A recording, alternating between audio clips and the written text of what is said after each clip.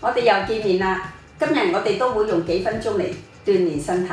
好啦，事不宜遲，而家就開始啦。上身轉側嘅時候，就利用握拳頭嚟增加轉腰嘅力量。隻腳就要向側踢，但係踢幾高就係因應個人能力就得啦。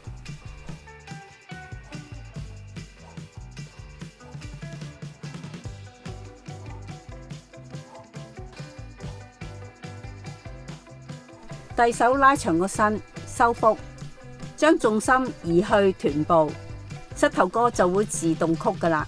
注意踎低嘅時候，重心係喺臀部後邊，唔係喺膝頭哥。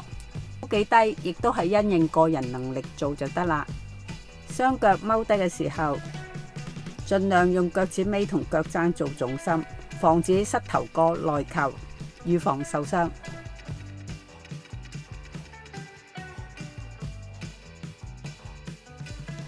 呢個動作除咗練手臂之外，就係練臀部嘅肌肉啦。大髀要緊貼，大髀較向外略轉，腳趾指向外邊，咁樣企法係好容易收臀部嘅肌肉嘅。每次隻手放翻落臀部嗰度，就係再次提醒自己要收實臀部。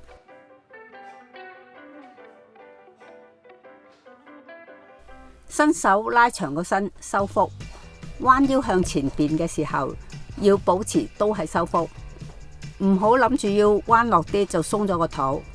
個身落幾低或者隻腳踢幾高，都係因應個人能力去做就得啦。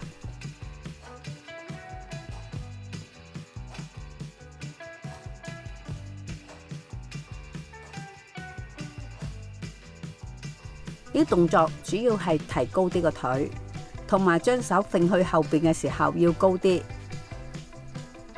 咁樣就可以令膊頭鬆啲，同埋上背可以收實啲。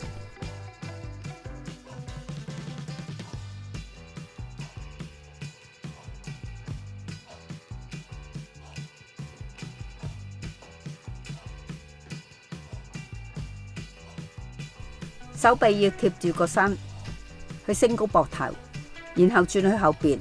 轉嘅時候要用埋肩胛骨附近嘅肌肉，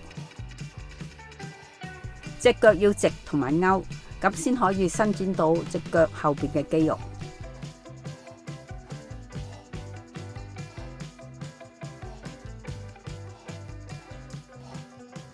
示範就已經完畢啦。